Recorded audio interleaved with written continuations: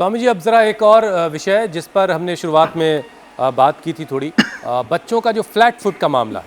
और कुछ बच्चे ऐसे होते हैं जिनके घुटने आपस में टकरा रहे होते हैं चलते वक्त। ये दोनों परेशानी ऐसी है कि लंबे वक्त तक एक तरीके से फ्यूचर प्लान भी इससे अफेक्टेड होता है। तो स्वामी जी, ज़रा फ्लैट फुट से कैसे जिनके बच्चे बच घुटने सकते हैं? टकराते हैं उनको तो ये गोमुखासन करना चाहिए। हमारे भी सच में टकराया करते थे, एकदम सच्ची बात बताते हैं। आपने 50 साल पुरानी बात याद दिला दी मेरे भाई हुसैन जी। जी जी। हमारे घुटने टकराया करते हैं, तो हमने एक तो ये गोमुखासन किया। बचपन की बात बता रहा हूँ, आज से 50 साल पहले की बात बता रहा हूँ। ये गोमुखासन किया, ऐसे कोई औषधि नहीं ली, ये गोमुखासन। और दूसरा किया ये गरुड़ासन, ऐसे।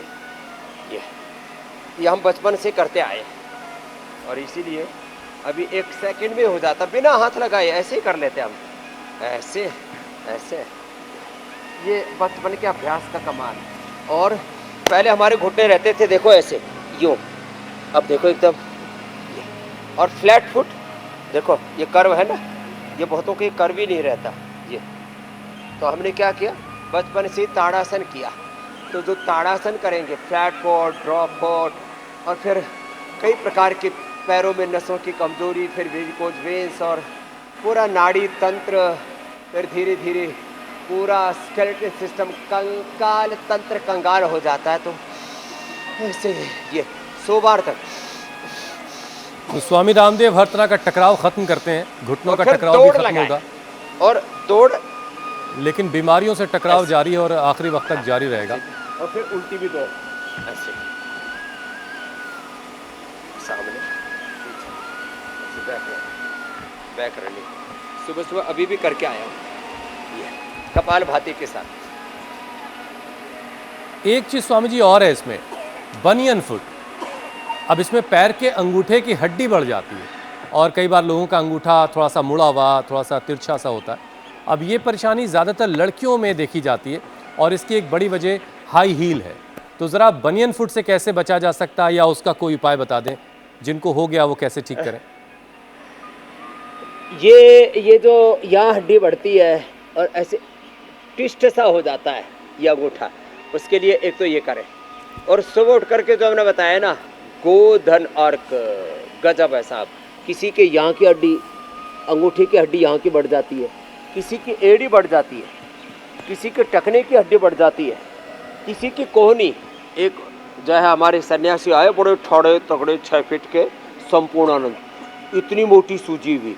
मैंने कहा महात्मा गोधन अर्क पी ले, बच जाएगा, रहे तो मारा जाएगा महात्मा। देखो ये ऐसे, फिर ये ऐसे, ये अभ्यास, ये कोहनी की हड्डी। और किसी की यहाँ की हड्डी बढ़ जाती है यहाँ की, उसके लिए ये ऐसे। और फिर सुबह सुबह धूप में बैठा करें ये ऐसे। और फिर ये सारी इन्फ्लेमेशन के लिए पुनर्नवादि, मंडूर, चंद्रप्रभा, गोक्षराज, गोकुल, ऑर्थोग्रिड, ऑर्थो केयर, बेडानिर गोल्ड, ये तो सब मैं बता चुका हूँ। योगराज, महायोगराज, गोकुल, बृहतवाद, चिंतामण, ये। और ये जो बढ़ी हुई हड्डी है ना, इसके लिए गोधन अर्क और गोखरू अप्रतिम है, अप्रतिम।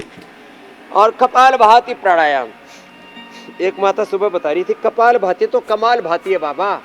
हार्ट ब्लॉकेज, कैंसर और सारे गांठ, शरीर में इन्फ्लेमेशन, सिस्ट, कहीं पर भी लाइपोमा, सब साफ हो जाता है। और सांसों की ताकत को लंबा करने के लिए सुबह आधा से 1 मिनट तक लंबा शंख बजाया करें।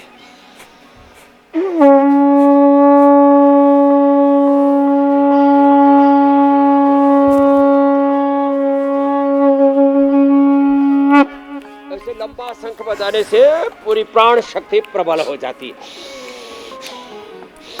स्वामी जी, एक शंखनाद मुझे भी करना है, उस शुरुआत के बारे में जो हम बहुत जल्द करने जा रहे हैं। एक नया सेगमेंट जो हम शुरू करने वाले हैं, संजीवनी, यानी अब आपके लिए, यानी दर्शकों को ये मौका मिल रहा है कि आपके अपने इलाके में जहां कहीं भी आप रहते हैं, वहां अगर कोई ऐसा चमत्कारी इलाज होता है जिससे तुरंत लोगों को राहत मिलती है, कोई ऐसी जड़ी बूटी जिसके बारे में आप जानते हैं जो कमाल का असर रखती है, एक वीडियो बनाइए, पूरा नुस्खा कहीं लिख लीजिए, कोई तस्वीर खींचिए, हम तक पहुंचा दीजिए। और नंबर हमारा आप नोट कर लीजिए, 9350593505। आप हमें मेल भी कर सकते हैं, mail@indiatvnews.com के जरिए आप अपनी डिटेल हम तक पहुंचा सकते हैं।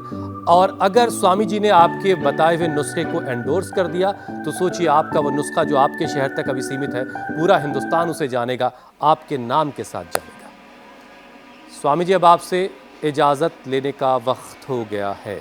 प्रणाम स्वामी जी। प्रणाम स्वामी जी। छठ पर्व की सबको बहुत बहुत बधाई। बोलो भारत माता की जय। छठ मैया की बहुत बहुत बधाई। सबको स्वास्थ्य सुख समृद्धि शांति सफलता विजय सब प्रकार का सौभाग्य भगवती मैया प्रदान करे। धन्यवाद। प्रणाम। बहुत शुक्रिया स्वामी जी।